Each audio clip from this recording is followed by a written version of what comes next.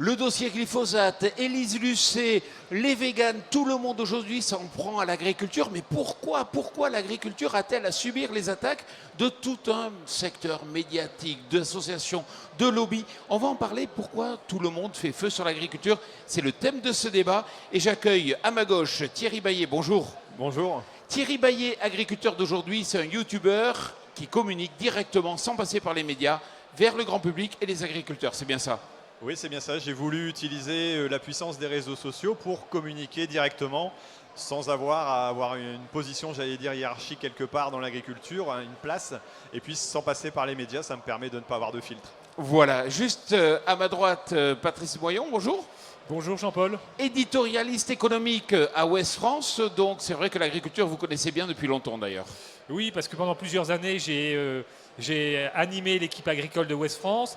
J'ai aussi, avec d'autres bien sûr, à Ouest France, créé les Terre 2016, Terre 2017, Terre 2018, des rencontres qui permettent aux agriculteurs, aux consommateurs, aux distributeurs, justement de débattre sur les grands enjeux de demain autour de l'agriculture et d'élevage. Oui, mais ça c'est au spa, ici c'est le sommet. Ici, c'est au sommet, mais on continue à débattre. Vous êtes venu piquer les bonnes idées, non? C'est ça, pour les ramener en Bretagne? Non, pas vraiment. Bon, juste à vos côtés, Christian Perroni, bonjour. Bonjour. Agriculteur dans le Puy-de-Dôme, on devrait dire éleveur dans le Puy-de-Dôme. Agriculteur en polyculture élevage dans le Puy-de-Dôme, le local de les l'étape. deux, alors. Voilà. Bon. Et quelque part très présent sur les réseaux sociaux. Je rejoins l'animateur en face, l'agriculteur en face, parce qu'aujourd'hui, les réseaux sociaux, c'est important. Aujourd'hui, on doit communiquer la presse, communiquer YouTube, communauté. Vous êtes là et on est tous là pour en parler. Exactement. Tout est bon à dire, d'accord? Les règles sont claires, il faut juste s'écouter et se laisser la parole, mais après on peut tout dire.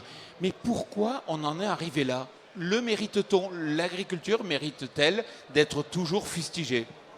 Patrice?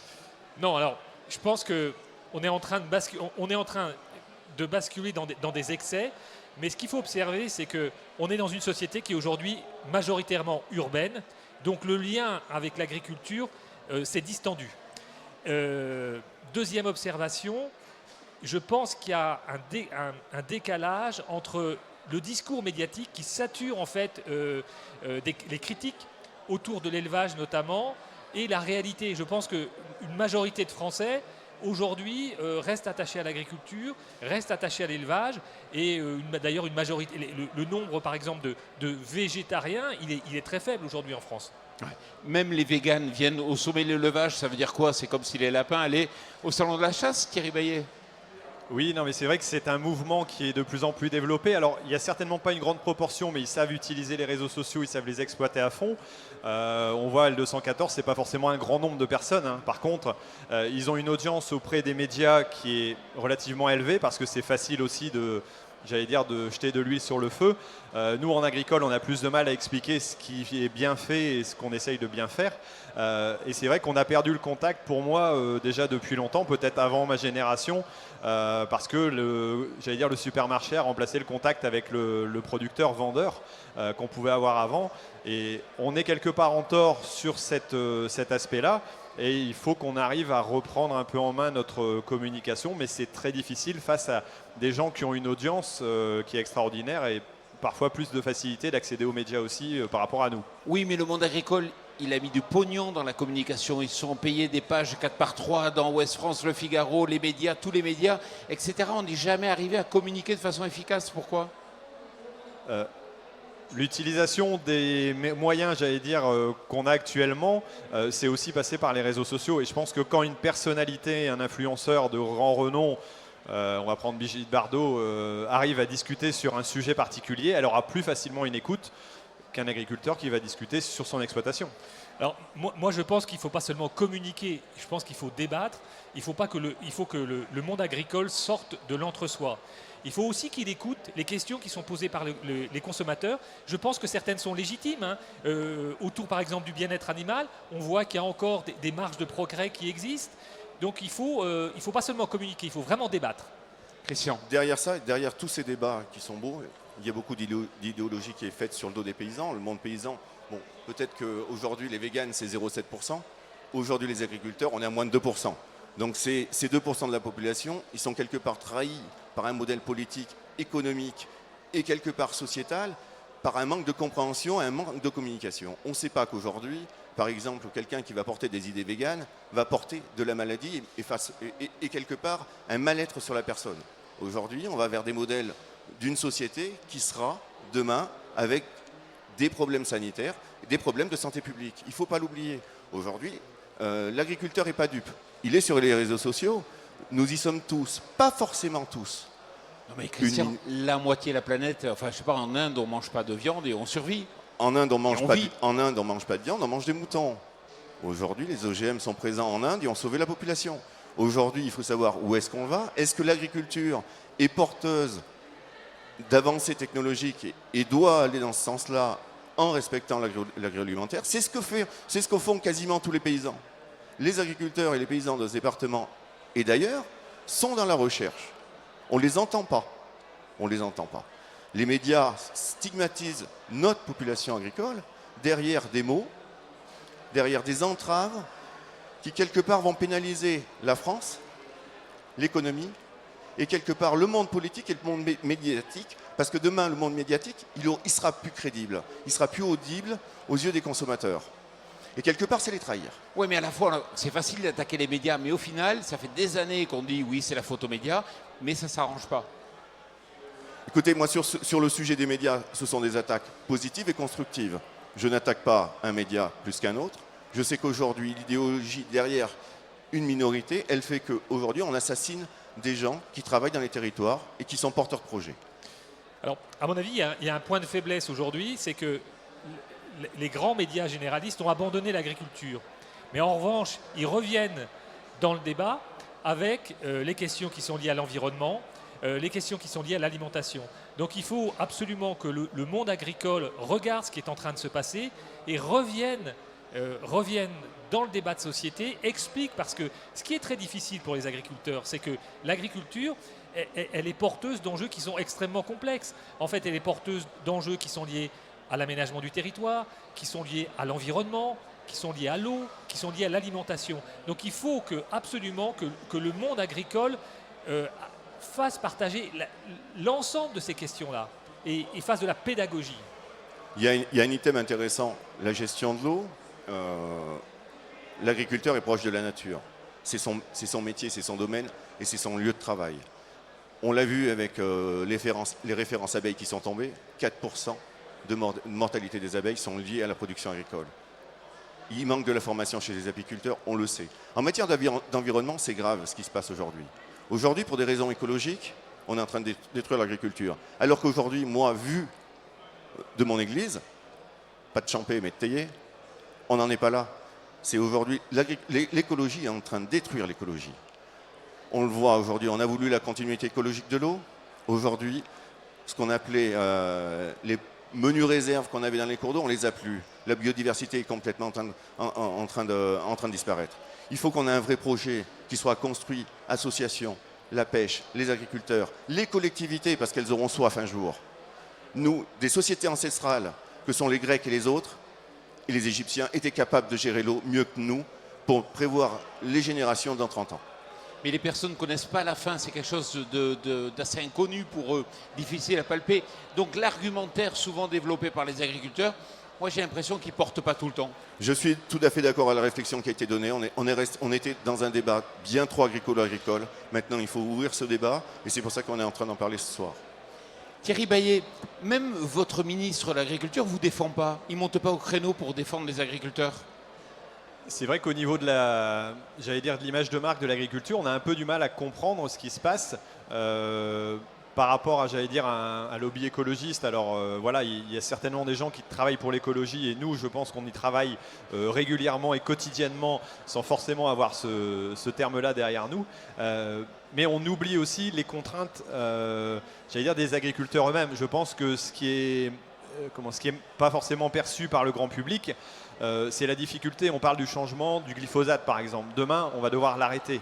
C'est inéluctable. Je pense que c'est une demande de la société, même si ce n'est pas fondé pour moi scientifiquement, sur des bases sérieuses. Quelque part, on va devoir l'arrêter. Par contre, qu'on nous laisse le temps de pouvoir faire une transition. Et ça, c'est vrai qu'il faut qu'on arrive à expliquer aux gens. Le problème, c'est qu'il faut avoir aussi accès, à ces plateformes de médias aussi, où parfois on nous attaque et Pourquoi? Parce qu'on n'est pas assez, pas assez virulent, peut-être pas assez formé aussi à communiquer, quoi. Quand on est agriculteur, on passe les 3/4 de son temps dans son exploitation, un petit peu avec sa famille aussi. On n'a pas forcément le temps et on ne veut pas forcément prendre le temps de venir sur un plateau télé pour en discuter, pour apprendre à communiquer, parce que ça s'apprend, c'est pas facile. Et donc quelque part, il va falloir qu'on avance là-dessus, parce que les agriculteurs ont attendu beaucoup que les autres structures les défendent, que ce soit les structures syndicalistes, que ce soit l'État. Mais en réalité, il faut qu'on reprenne en main notre communication pour arriver à discuter. Et justement, racontez-moi pourquoi vous avez voulu communiquer au tout départ, vous, en direct, sans passer par les médias. Alors moi, ça a commencé tout simplement un jour où j'ai appris par une instite de mon élève, plutôt une prof de mon fils, qu'il avait été insulté à l'école parce qu'il était fils d'agriculteur. On l'avait traité de bouseux, de cutéreux. Donc ça, c'était il y a 6 ans maintenant. Ça a certainement évolué, mais déjà à cette époque-là, il y avait de toute façon une cassure qui existait entre la vision qu'ont les gens du métier d'agriculteur et la réalité des choses. C'est là où j'ai voulu exprimer tout simplement en disant je prends la caméra, je monte dans mon tracteur, je montre ce que je fais. La diversité du milieu agricole, la complexité de notre métier fait que c'est pas en claquant des doigts qu'on va arriver à arrêter le glyphosate d'un jour à l'autre. Quand on a fait des progrès pour éviter l'érosion des sols, pour faire pousser des plantes correctement, et là on veut casser un système tout simplement en disant bah oui mais c'est pas bien quoi. Et là faut arriver à l'expliquer, c'est pas facile. En Bretagne, il y a une association qui tous les ans, organise une opération ferme ouverte et qui a beaucoup de succès. Et souvent, les visiteurs repartent en disant on n'imaginait pas que ça se passait comme ça. Donc ça, c'est la première chose. Deuxième chose, je trouve que Stéphane Le Foll a ouvert probablement la voie à ce que sera l'agriculture de demain avec l'agroécologie. Parce que c'est ça aussi la pédagogie qui est probablement à faire, c'est montrer que les écosystèmes sont aujourd'hui probablement l'un des meilleurs alliés demain pour l'agriculture. Christian ? Je suis assez surpris de vos réflexions. Je suis d'accord avec les idées de Stéphane Le Foll en pleine COP21. C'était la COP21.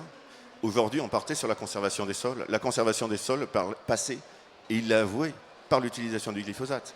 Aujourd'hui, je ne vois pas beaucoup d'associations sur les ports de Nantes pour lutter contre les importations d'OGM arrosés au glyphosate. Bon, le débat, il est encore dans l'idéologie politique où on va chercher à manipuler l'opinion pour qu'une opinion puisse voter pour un électorat de façon à stigmatiser sur une population. Aujourd'hui, moi, le glyphosate ne me gêne pas à partir du moment où je ne m'en sers pas sur des produits qui sont des plantes qui sont consommées. Bien sûr, on va être obligé, on va s'adapter. Moi, dans les investissements de l'exploitation, un SMOR en semi-direct, j'étais prêt à faire le pas. Je vous le dis franchement, je passais par une entreprise, c'est 50, 70 000 euros l'outil pour passer dans la conservation des sols. Ça passe par l'utilisation du glyphosate ou d'une autre molécule. Comment je fais? Les réponses, elles sont où? Donc ça veut dire qu'aujourd'hui, le consommateur, quelque part, il veut que je protège tout, mais quelque part, la planète va augmenter. Sur cette planète, on sera de plus en plus nombreux, il va falloir les nourrir. Comment, moi, dans les Combrailles, à 800 mètres, 700 mètres d'altitude, je ne pourrais pas mettre un couvert. Toutes ces contraintes-là, elles ont un coût. Je fais de la qualité, je m'efforce de la faire, j'essaie de la segmenter. En segmentant tous ces produits-là, qui va le dire? Qui va porter ces messages de façon très positive au grand public? Parce qu'on est dans le déni et on est systématiquement dans la négation de mon travail. Moi, je veux simplement que les médias, aujourd'hui, partent d'un aspect très positif sur l'agriculture française, parce qu'on est en capacité à rebondir sur ces conséquences qui sont dramatiques pour les agriculteurs, qui devraient être de la valeur ajoutée et quelque chose d'important pour nous. Et sur le plan de la communication, c'est pas un peu vieillot, les structures agricoles? Faut pas mettre des jeunes. Quand vous voyez les mouvements, les associations, etc., c'est des jeunes filles, c'est des gens qui savent communiquer, etc. Dans le monde agricole, c'est souvent des présidents qui ont plus de 50 ans. Je pense que les jeunes agriculteurs ont la capacité et sont dans un apprentissage de communication sur les réseaux sociaux. Ils vivent avec leur temps et c'est ce qui fait la force des jeunes agriculteurs. Être systématiquement dans le bain et dans l'actualité. Thierry ? Oui, non, je pense que c'est une nécessité comme je disais tout à l'heure, de reprendre sa communication en main. C'est vrai qu'à un certain âge, on a peut-être des difficultés à reprendre le micro et à y aller. Les jeunes seront plus formés aux réseaux sociaux parce que chez eux, c'est natif. Il va falloir qu'ils prennent en main cette communication. Et de toute façon, pas attendre forcément que ce soit une structure qui va les pousser à le faire. Alors peut-être les aider à les former, les assister là-dessus, mais quelque part, il va falloir reprendre en main cette chose-là. Tout dernier sujet, parce qu'on arrive déjà presque au terme de l'émission. L'incendie de l'abattoir, ça vous fait réagir? De quelle façon on incendie un abattoir, j'espère que non, mais peut-être demain un élevage, après les boucheries.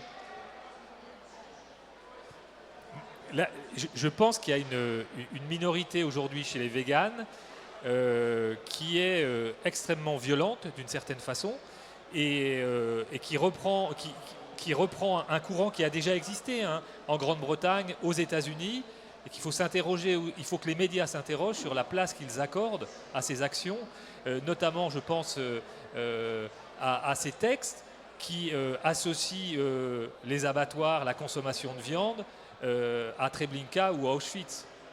Parce que vous recevez des communiqués de presse dans lesquels on compare les abattoirs au camp de la mort? Je reçois de plus en plus de textes de véganes qui, à mon avis, représentent effectivement une toute petite minorité aujourd'hui en France, mais un peu comme pour certaines actions de L214, il faut probablement que les médias réfléchissent à leurs actions, à la manière dont ils traitent cette information.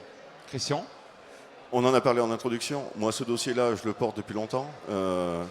Ayant travaillé dans le service de santé des armées, je suis passé par des services qui malheureusement étaient relativement tristes par rapport aux problèmes de nutrition avec lesquels on pouvait travailler. Moi, ce qui me gêne aujourd'hui, ce sont des associations qui utilisent la défiscalisation de gens qui font de la pub sur le dos d'une histoire qui est malsaine. Aujourd'hui, en France, on a des gens qui meurent de froid, on a des gens qui meurent de faim. C'est dramatique d'entendre ce débat et d'en parler. Aujourd'hui, c'est grave ce qui se passe en France. Pardon, Thierry, le mot de conclusion. Oui, non, c'est vrai que voir des personnes qui en arrivent au physique, à l'action, j'allais dire carrément à la milice pour arriver à leurs résultats, on est quand même au bout de quelque chose. Ce sont des extrémistes pour moi et peut-être qu'ils ont trouvé une cause en voulant protéger soi-disant le bien-être animal, alors que je pense que les éleveurs sont aussi proches de leurs animaux. Alors certes, l'aspect alimentation et l'aspect utilisation de l'animal pour l'alimentation est complexe à expliquer, mais pour autant en arriver à des actions comme celle-là, ça me paraît vraiment aberrant. Et c'est aussi la réaction des médias vis-à-vis de ces acteurs-là, la façon de présenter ça qui va jouer aussi un rôle sur l'évolution des choses et comment ils vont être appréciés vis-à-vis du grand public, quoi. Merci messieurs d'être venus ici débattre cette question. Attention, juste pour finir, il y avait quelqu'un que j'aimais bien, Cyril Champenois. Il nous a quittés malheureusement en début de semaine. Là, il a eu un accident de la route. Il avait bien compris l'intérêt de pouvoir dialoguer, échanger, communiquer grâce aux réseaux sociaux. Il était céréalier en région Champagne. Voilà, on lui rend hommage. Merci à lui, merci à vous.